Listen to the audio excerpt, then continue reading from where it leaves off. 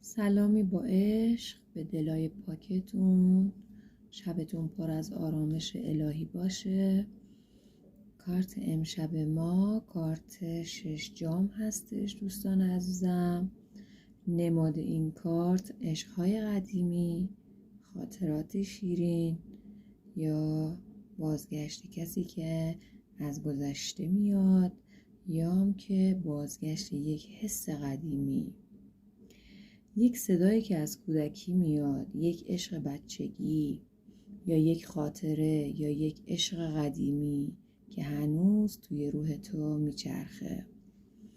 این کارت بوی گذشته میده، نه گذشته ای تلخ، بلکه اون قسمت هایی که هنوز دلت براش میلرزه یا برای احساسی که باید درونت زنده بشه.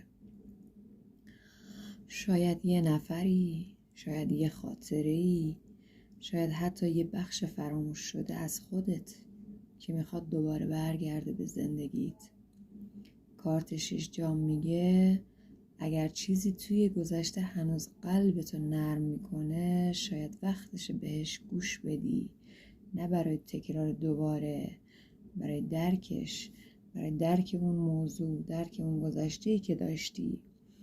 گاهی گذشته نه برای برگشتنه، بلکه برای یادآوری چیزی درون تو ظاهر میشه، یا هم که احساسی که هنوز زنده هست درون تو.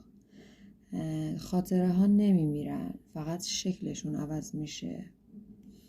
بعضی عشق ها تمام نمیشن، فقط ساکت میشن. اگر دلتنگی داری و نمیدونی چرا، این کارت برای تو دوست عزیزم.